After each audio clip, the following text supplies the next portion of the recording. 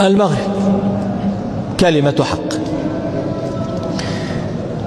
ومن البلاد التي لا ينبغي أن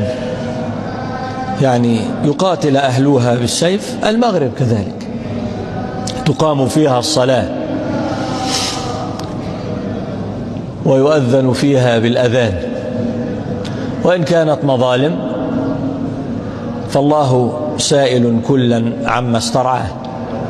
ولكن نصيحتي لملك المغرب أنه ورث عن أبيه ما لا خير له فيه، أن إذا جاء الناس يبايعونه ركعوا له. فأقول لملك المغرب: لو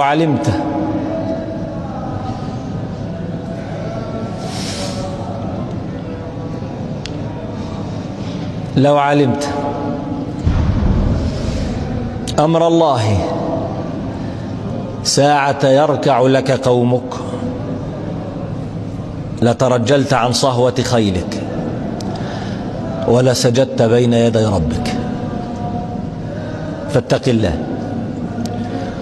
إن الله وهو على العرش يرى قومك يركعون لك كما يركعون له، وإن الله لا يقبلها لمحمد عليه الصلاة والسلام ولا يقبلها لأحد أبدا، ولن يقبلها لك. فهذا مما يزول به الملك وتزول به النعم ويسخط به الله، فلا حاجة لك بسخط الله، فلست أهلا لسخط الله أن تتعرض السخط. لا يملك أحد أن يتعرض سخط الله، لا ملك ولا ملوك جملة.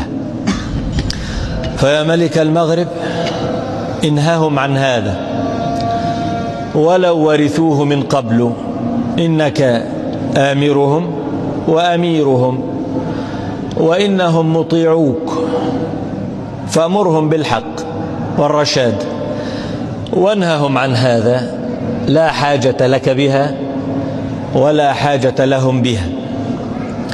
وهذا مما لا يطاع فيه الأمير أصلا، الأمير لا يطاع في معصية الله، والركوع لغير الله معصية.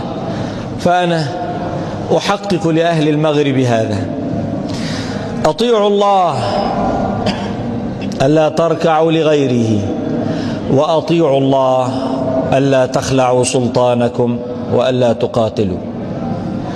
فطاعة الله ألا تطيعوا ملكا في معصية الله، وألا تخلعوا ولا تنزعوا ملكا أقام فيكم الصلاة، وأميركم تحت هذا، فلا تركعوا إلا لله ولا تخلعوا من أقام فيكم الصلاة.